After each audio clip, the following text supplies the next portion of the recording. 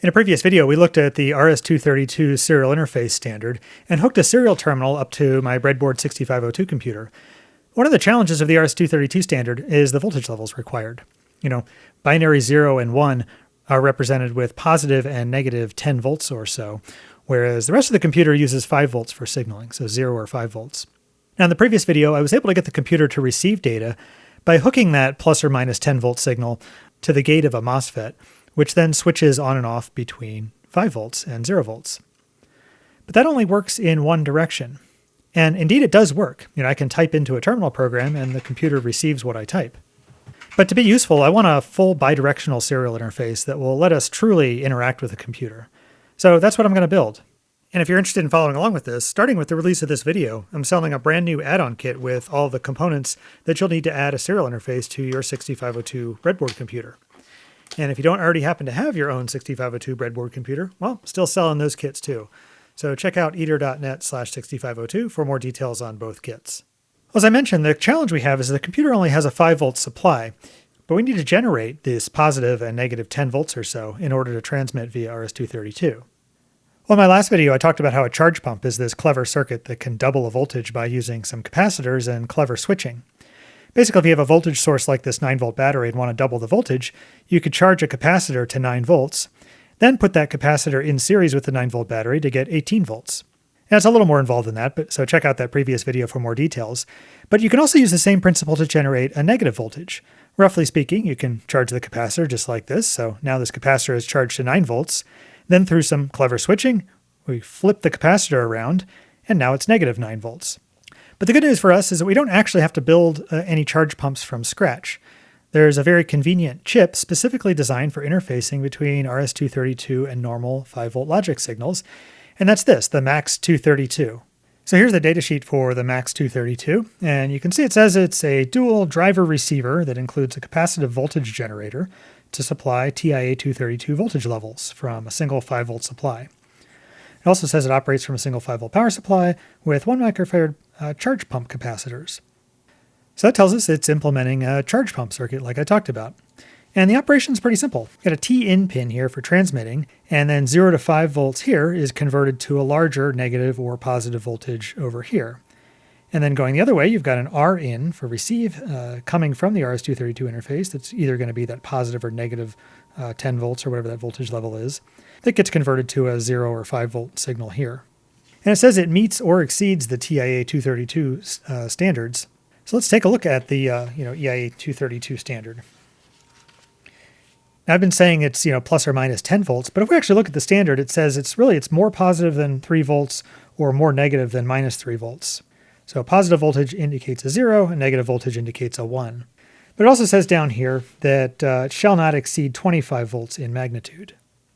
So anywhere from positive 3 volts to 25 volts is a 0, and anywhere from negative 3 volts down to negative 25 volts is a 1. Now if we look back at the MAX232 datasheet, it shows that it will typically generate something like 7 volts or negative 7 volts, which will work because that's within that range. And it guarantees a minimum of at least 5 volts for the positive voltage, or at least as negative 5 volts. So that does indeed meet or exceed the TIA232 spec.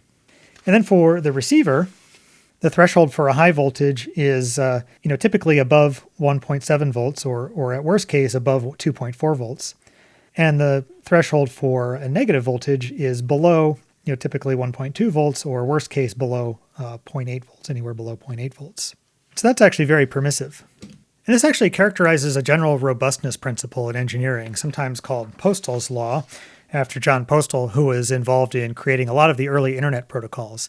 And in the original protocol for spec for TCP, he lays out this robustness principle that says that implementation should follow a general principle of robustness. Be conservative in what you do. Be liberal in what you accept from others. And so that's what's going on here. The spec says plus or minus 3 volts. Anything above 3 volts is considered high. Anything below minus 3 volts is considered low. Anything between is undefined by the spec. Well, when it's transmitting, the MAX232 guarantees at least plus or minus 5 volts. So it's being conservative, staying well outside this undefined area here in the middle. But when it's receiving, It considers anything above 2.4 volts to be high and anything below 0.8 volts to be low, which makes it very liberal in what it accepts. And that's generally considered to be a good engineering practice, to be conservative in what you send like this, staying outside of that undefined area, and liberal in what you accept, allowing things that are maybe just inside the line there. But this can be gamed. There are bad RS-232 implementations out there that take advantage of this. They figure that, well, if other implementations are liberal in what they accept like this, well, then maybe we can get away with 5 volts being considered high and 0 volts being considered low, even though that's not what the spec allows. And so you end up with cheap products out there that sort of work a lot of the time, but aren't really all that reliable because they tried to save a buck by hoping whatever you plug into them will be permissive enough. But we're not going to do that. And as you can see, the MAX 232 chip will give us a good, robust RS-232 interface. So let's see what it takes to hook up the MAX 232. I'll stick it in the breadboard here. And if we look at the pinout for it, you can see it's pretty straightforward. So it's got power and ground. So we'll go ahead and hook those up. Power goes to pin 16, ground goes to pin 15. And that's just a 5 volt power supply, because that's the whole point. We supply this with 5 volts and it generates the plus and minus 7 volts or so. And it uses a charge pump circuit to do that, but the chip itself just has the oscillator for generating the pulses, as well as the diodes for the charge pump. You actually need to supply your own external capacitors. So it says we need 1 microfarad charge pump capacitors, and a bunch of these pins here are for connecting those capacitors. So you pretty much just kind of follow what the datasheet says in terms of how to hook up the capacitors. So we've got a C1 capacitor, which connects between pins 1 and 3. There's a C2 between pins 4 and 5. And then there's the charge pump storage capacitor. So there's one for the positive voltage, which goes on pin 2, from pin 2 to ground. And then there's a charge pump negative charge pump storage capacitor, and that goes on pin 6. So between pin 6 and ground. So those are all the capacitors you need. And the operation is pretty straightforward, right? At this point, we've got our transmit and receive. So transmit in, transmit out, receive in, receive out. Going to and from the RS-232 interface and our logic levels here. And there's actually 2 pairs. So it's a dual driver receiver. So there's 2 transmits, 2 receives. And so you can see T1 in and out, R1 in and out for both T1 and T2 in and out. And so probably the easiest first thing to do here is I've already got our receive hooked up here. So let's just start by moving that over to the MAX 232. So we'll basically just be using this part of it, the receive in and then receive out. So receive in is coming from the RS-232 interface, and R1 in is pin 13. So let's hook that up to pin 13 right there. And then R1 out is pin 12. So we can hook pin 12 up to our versatile interface adapter here. And now we've basically just replaced this MOSFET circuit with the MAX 232. So it'll convert the positive and negative voltages of the RS-232 signal here into 0 to 5 volt logic signals. We can get rid of the rest of this stuff. So let's actually try that out. The functionality should be no different than what we had before. So if I reset this and start typing something into my terminal, look at that, it works just like before. But of course, that wasn't the hard part. The receive wasn't the hard part. As you saw, we were able to do that with just a simple MOSFET. The whole charge pump thing comes into effect when we're trying to transmit. But that too should be pretty straightforward. We just take a logic level off of our versatile interface adapter, go into the transmit in on one of these, and then transmit out goes out to the transmit pin on our RS-232. So transmit data is pin 2 on the RS-232 interface. I'll connect a wire to pin 2. So this is our transmit data coming from the RS-232 interface. And of course it's called transmit because the DCE, in this case, the 6502, is doing the transmitting. And that's going to go to the T1 out. So that's this pin here. All right, so that's T1, that's T out, T1 out in this case, going to the RS-232. And then T in is going to come from our versatile interface adapter. So T1 in is pin 11, and we'll just connect that to a pin here that we can use for transmitting. And so with the MAX 232 chip, the interface to RS-232 is really just that simple. We've got 2 logic level data lines here, transmit and receive, and this chip does all of the level shifting and everything we need to drive the RS-232. And as you can see, we can receive data on the computer, but in order to transmit, we've got to write some code. So let's go ahead and do that. So here's what we've already got from last time for receiving. So we start out by sitting in a loop here waiting for a start bit. Then we loop through 8 bits, rotating each bit into the A register. Once we've got it, we print out whatever we've got in that A register, and then loop back up here to receive another byte. And then, once we receive that start bit, we have to be very careful to read each data bit at exactly the right time, because the sender is sending data at 9600 bits per second. That's why we have this bit delay routine that we're calling before reading each bit. And so 9600 bits per second means one bit approximately every 104 milliseconds. So in the previous video, we figured out with everything else we're doing here, in this bit delay routine, we basically need to sit in this little loop 13 times to get it so it takes exactly 104 milliseconds between when we read each bit. And when we transmit, we're going to have to do something very similar, except of course, instead of reading bits, we're writing them. So we've got the transmit pin hooked up to this pin here, which is the first bit of port A. So the first thing we can do is set it high by putting a 1 in the A register and writing the A register to port A. Setting it to 1 will output 5 volts on that pin, which the max 232 will translate into negative 7 volts or so. And the negative voltage is the idle state for RS-232, so we want to initialize it like that. Now to actually send a character, we need to flip that pin on and off for each bit. And to do that, I'm going to use the TRB and TSB instructions. TRB is test and reset bit, and TSB is test and set bit. And if you look at TSB, what it does is take the A register, or it with whatever's in some memory location, and then put the result back into that memory location. Now, memory location could be anything that's addressable by the processor. It doesn't actually have to be in RAM. So I'm going to do this with port A. So if I load a 1 into the A register, and then do test and set bit port A, let's look at what that does. Well, so we've put a 1 into the A register, which is just going to be all zeros and a 1. And then port A is, this port here. And we're only interested in this last bit here, which, is the least significant bit. It's all the way on the left here physically. It's this bit here. The other parts or the other bits in port A, we could be using for something else. We don't really want to disturb those. So the TSB command, what it does is it takes whatever's in the A register, which is just that 1 bit, it ORs it with port A. So, 0 or something is just going to be that something. So 0 or 1 is a 1, 0 or 0 is a 0. So it doesn't change any of these bits that are 0. And then the 1, ORed with anything, is going to be a 1, right? 1 or 0 is a 1, 1 or 1 is a 1. So either way, that's a 1. So what it does is it takes whatever's in the first 7 bits of port A, leaves those alone, and then sets the last bit to 1. And then writes that out to port A, which has the effect of, whatever this port A was, it flips that last bit on. Whether it was on or off, it's now going to be on. So that sets this bit on. If instead we do test and reset bit port A, let's see what that does. So test and reset bit, or TRB, takes whatever's in the A register, it inverts it, that's the little squiggly, and then it ANDs it with what's in that memory location that we give, like port A in our case, and then it puts the result into port A. So if we look at that, we've still got that 1 in the A register. And then port A, we say, well, we don't really care. We don't want to do anything with the first 7 bits. And then the last bit, we want to flip. So we invert A. So instead of 00001, we get all 1s followed by a 0. And then we AND those two. So anything AND 1 is just going to be what we started with, right? 1 and 1 gives you 1. 0 and 1 gives you 0. So we don't touch the first 7 bits. But the last bit, because we've inverted A, we're now ANDing that whatever's that bit is currently set to, we're ANDing it with 0, so that's always going to give us 0.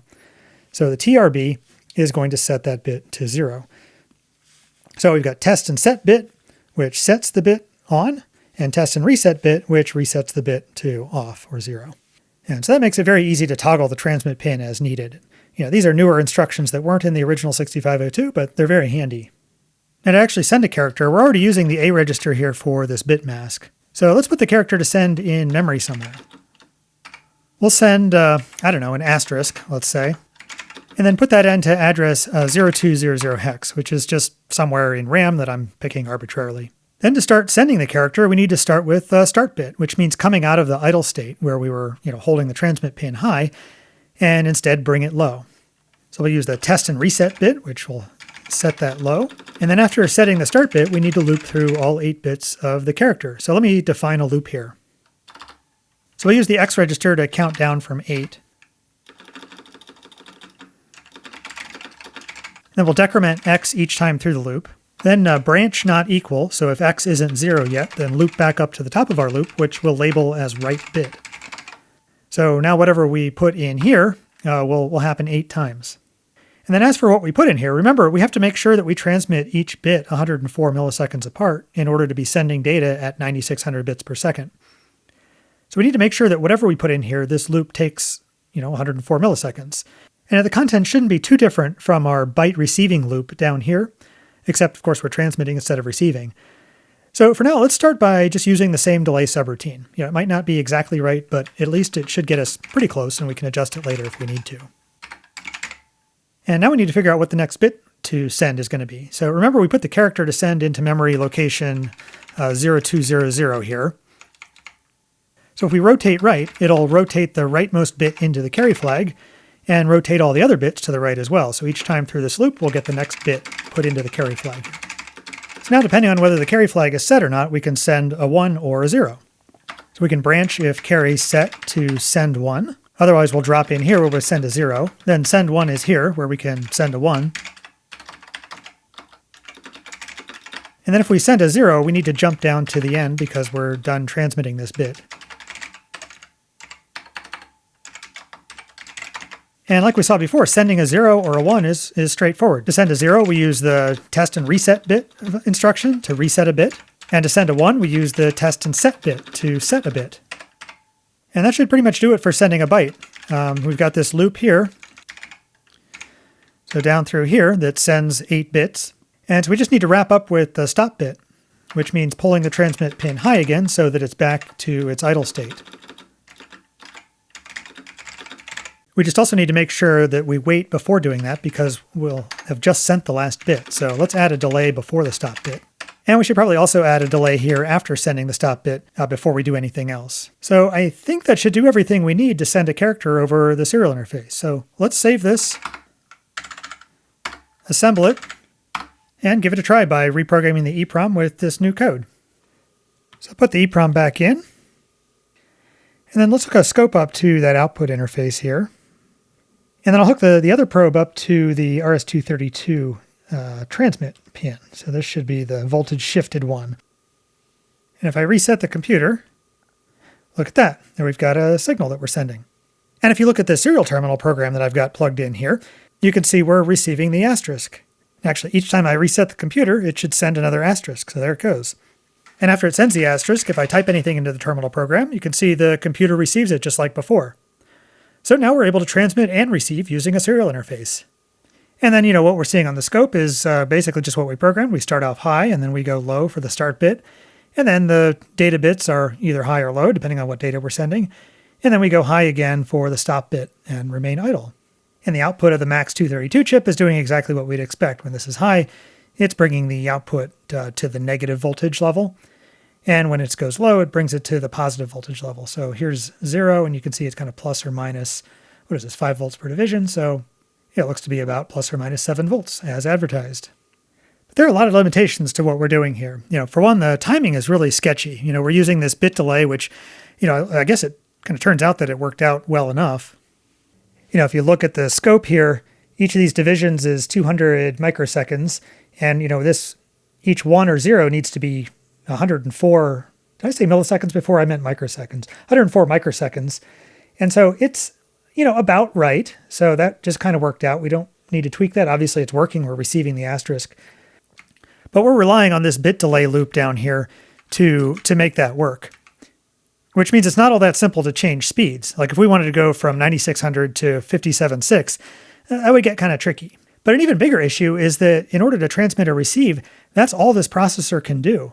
During the time that we're spending here in this bit delay loop or, any of these other routines here where we're transmitting or receiving, the processor can't do anything else useful. And that includes receiving data while we're transmitting, because we're transmitting here, we can't simultaneously receive data. We're transmitting this byte here, then we drop down to our receive routine.